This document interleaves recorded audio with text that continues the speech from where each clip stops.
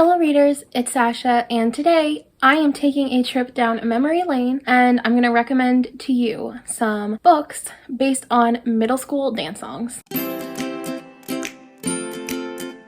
I really don't know why I wanted to do this. I just kind of thought it'd be fun and funny to see if I could kind of connect some books that I really loved to some middle school dance songs that you really loved. So I've got my hair up in the stereotypical way of the middle schoolers. We're just gonna vibe. I have 13 songs to recommend books to.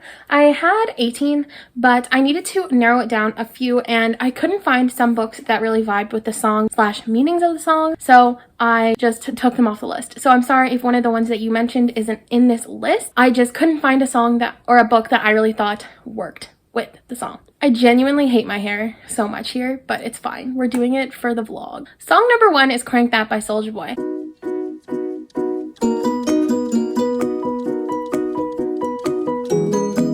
And after looking at the lyrics to this song and looking at the meaning of this song, I genuinely don't think we should have been allowed to dance to this in middle school. I mean, I never did because I went to Christian school and we didn't have dances or anything fun. But for those of you who did, I don't think you should have been allowed to, because to be perfectly honest, this song is raunchy. But the fun thing about this song is that it was written and produced when Soulja Boy was 16 years old, and he became one of the youngest artists to chart that high, I think, at that time, and for that long. So that's a really cool accomplishment. It also takes some inspiration from Trinidad and Tobago, where there is some steel drum influence in the song. And so I decided to match this song with Facing the Sun by Janice Lynn Mathers. This is a book about 4 girls who are around the ages of 15 to 17 years old, and they are battling with life and love and death and heartbreak and really crappy dudes. And they live on the island of the Bahamas. And they're all kind of brought together by this common denominator of the beach that they grew up by being turned into a resort. And so, although the meaning of the song Crank That is not really necessarily matching to Facing the Sun by Janice Lynn Mathers, I do think that the vibe itself works really well, because it is about these 4 girls and they're dealing with kind of really shitty men who are just like trying to take advantage of them and Superman that hoe and all this stuff. And it's just, I think it works. I think it has some really good elements to it that I think would match the vibe of the song. So if you really liked Crank That by Soulja Boy, but just for the vibes, then you would probably like this book. If you liked it for the lyrics, seek help. Next is Fire Burning by Sean Kingston. Now this song, I was never allowed to listen to the song, and so I listened to the song very often, and I really liked it, but again, it's kind of one of those ones, like, a few of these songs are very similar in the way that they're all about like being at a club and like watching girls dance. But basically Sean Kingston wanted this big summertime album, and he wanted the song to just like blow up in the nightclubs and everything for that summer that it came out, and I'm pretty sure he did that, so congratulations. And you're also hitting up all those middle school dances, so I'm pretty sure that's exactly what you wanted for your song. For this, I have chosen to pick a book that not only happens in summer, but also really exploded when it came out. And for this, I know this is like the stereotypical book to recommend on Book Talk, but I actually have a reason. For this, I've chosen We Were Liars by E. Lockhart. This book not only takes place in the summertime at a family cottage, but it also took the world by storm when it came out, just like Fire Burning by Sean Kingston did. It was literally everywhere. It was on everybody's bookshelves. It was on everybody's favorite books of the year or least favorite books. It just it took over. It completely took over the year that it came out. And so I think if you really liked Sean Kingston's popularity for Burning Up, I think you'd really like We Were Liars by E. Lockhart for that popularity. Next is Poker Face by Lady Gaga.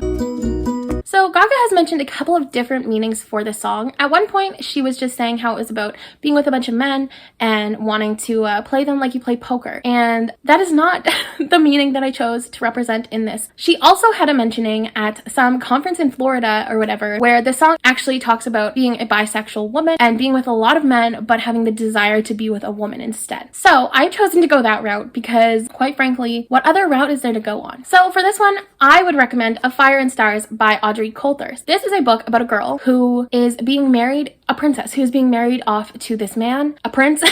I'm sorry, I'm so bad at this. And she really ends up liking girls, but she feels afraid to tell people that because she's being married off to this man for her country and all this stuff. So it's a whole thing. It's a whole mess, and I'm obsessed with it. And I think if you really like Poker Face for that meaning, you'd probably vibe really well with A Fire and Stars. Not the second one though. Next is Yeah by Usher. And this is 100% a song that nobody should have been allowed to listen to in middle school, but here we all are. This is about a guy in a club with his friends, and there's this girl who's been trying to get up on him and just like really seducing him, but he actually has a girlfriend at home. So this song is always about his moral standing, and where he's just like, oh, I can, and then that voice that's going like, yeah, like is saying that you should. That's what I heard. It's a very elaborate song for a very shitty meaning. But for this one, I've chosen the second book in a series, but it's not a book that you technically need to read the first book to read the second book, if that makes sense. So I've chosen The Shattered World by Amy Kaufman and Megan Spooner, sorry. This is the second book in the Starbound trilogy, but essentially each book follows a different couple on a different planet. So there are some things in here that tie back into the first book, but it's not necessary for you to understand what's going on, at least as far as I know. I'm currently reading it right now, and I still have this much left. So maybe I'm wrong, but I feel like I'm not. I don't know. That's just the vibe. But anyway, this guy right here is falling for this girl right here. But he has a girlfriend. And I really don't know where she goes. Like, they mention her and we see her once. And there's no mention of a breakup. But now he's just like, I'm in love with her. And it's just like, where'd your girlfriend go, pal? Like, I don't get it. So I think this one's good. I think this one fits Yeah by Usher. Next, I picked Hey There, Delilah by Plain White Tees.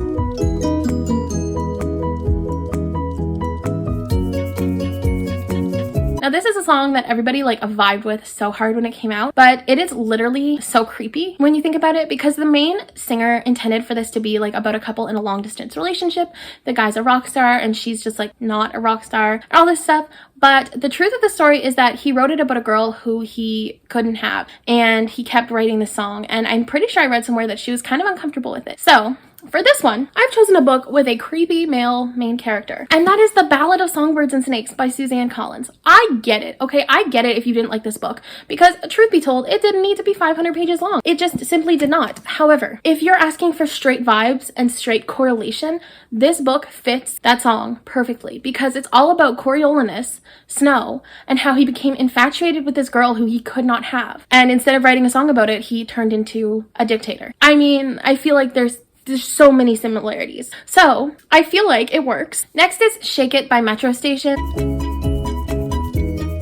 And this is a song, again, that I really liked, but I was never allowed to listen to, so I listened to it very often. And it's kind of just like a really high energy pop song with some pretty suggestive lyrics. And so for this one, I have chosen Half-Blood by Jennifer L. Armentrout. This is a book that is super high energy, especially the whole series. I guess I should say the whole series I'm kind of recommending, but this series is extremely high energy. It's fast paced all the time, and there are some very suggestive moments in this series. There are some sex scenes. There are, I don't know why I said it like that. I'm sorry. Middle school hair came out, middle school Sasha's personality came out, and it's just not going well. But yeah, I feel like it fits really well with the vibe of Metro Station's Shake That, Shake It, Shake It, Shake It, Shake It. Because that's just what I felt when I was picking. I really had like these whole like elaborate things to say for all of these, and now I'm just like illiterate. So that's really cool. All right, the next one is Dynamite by Cruz.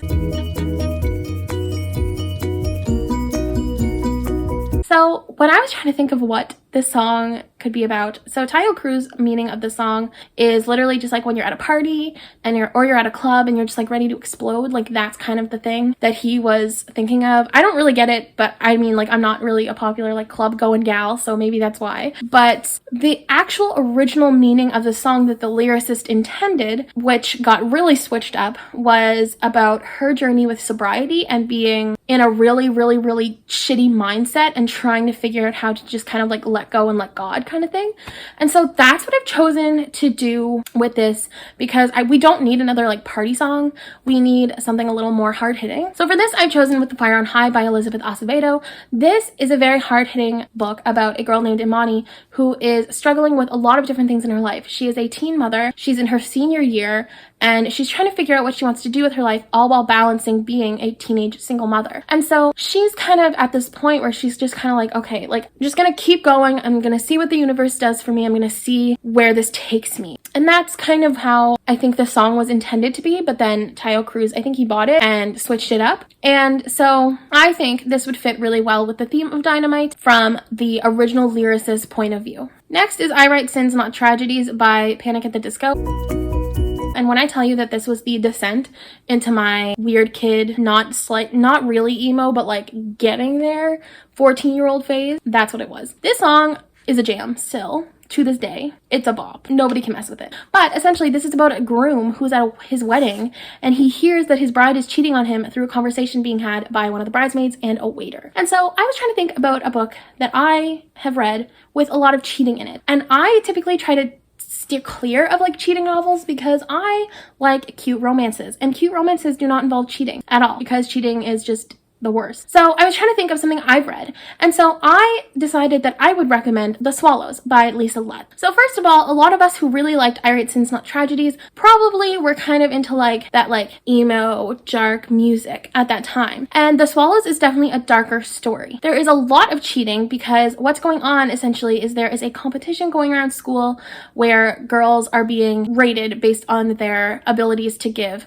really, really, really good oral sex. That's pretty much what it is. So it's all of these guys being with all of these different girls, and these girls don't know about this competition, and these girls don't know that their boyfriends are being with other girls and rating their skills. So I think it works very well because how this kind of comes about is that it's being overheard, like something is overheard by somebody, and that's exactly what happens in I Write Sins Not Tragedies. The groom overhears the cheating while somebody overhears something, and then things go wild. I think that would work. The next song that I've chosen is Party in the USA by Miley Cyrus.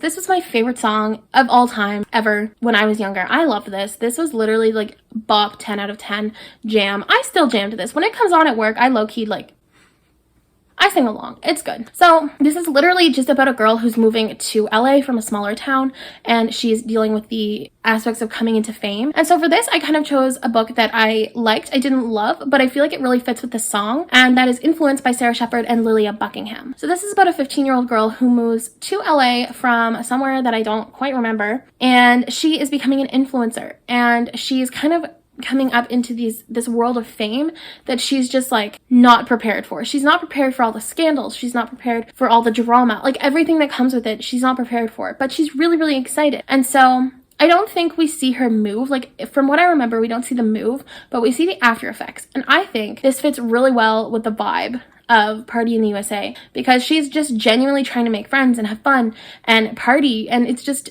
sometimes it works out for her and sometimes it doesn't. Next is Skater Boy by Avril Lavigne. This is about a rocker boy who asked out this girl in high school, and she turned him down because she was really snobby, and then 5 years later he's famous and she is reminiscing on a life where she actually had fun. So that's what this is about. I ended up choosing Tell Me How You Really Feel by Amina May Safi. So this is a sapphic book about two girls, one of which asked out the other in, I think it was freshman year or the year after that. I always get confused with freshman and sophomore and junior, so that's fine. I think it was freshman year. And then the girl who was asked out thought it was just a prank because she's really popular, and it just like, it didn't make sense for this popular girl to ask out this nobody girl. And so she turned her down. And a couple of years later, they end up having to work together, and both are kind of reminiscing on what could have been if they had started dating back then. And so I think it fits the vibe of Skater Boy very well. Next is Crush by David Archuleta. And this is literally just about the feelings and the adrenaline rush of having a crush. So for this, I've chosen The Start of Me and You by Emery Lord because if you know me, if you've been here since January, this is my favorite book, one of my favorite books of 2021. I was like, what year are we? This book, it just solidified everything about my love of reading, honestly. And I really love this cover. Like, I just want to talk about it. It's fine. But The Start of Me and You is about this girl who is developing feelings for this new nerdy guy in school. And she's kind of got this like, I don't know how to deal with this. I don't know what to feel about this. And same with him, he's in the same boat, and they're super cute, they're super adorable. I love them so much. Oh my god. So I think that kind of fits the vibe of Crush because they're literally just like, they're both feeling all the feelings of having a new crush, and so I think it's really cute and it works really well. The next song that I've chosen is Girlfriend by Avril Lavigne. So this is about a girl who sees a guy with his girlfriend, and she's just like trying to sabotage the relationship because she feels like she deserves the guy and not the other girl. Am I doing a good job at this? I don't think so, but it's okay. So Bells by Jen Kalanita is about this girl who moves into like a high-class neighborhood with a cousin that she didn't know existed, and then she starts dating this guy, and this guy's ex-girlfriend is just like Oh, hell no. And so she's trying to sabotage the relationship at literally any chance she gets. And so I think this fits perfectly because what's her face? I don't really know her name. Savannah. Okay. Her name is Savannah. And Savannah was a huge bitch. And she was always just like, hey, you, I could be your girlfriend. It was just not cute. Like, she was just not a good person. So the last song is Every Time We Touch by Cascada.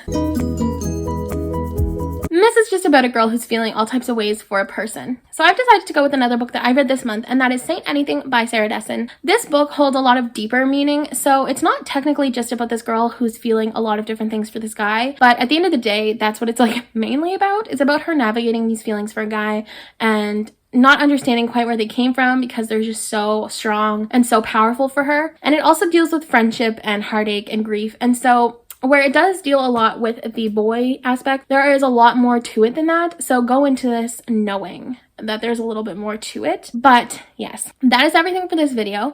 Thank you so much for tuning into this video. Please don't forget to like, comment, and subscribe for more content. I do post twice a week and I have some really fun videos that you're not gonna want to miss out on. And let me know if you agree with any of these things, if you think this was the stupidest idea ever or you really enjoyed this. And until next time, bye readers!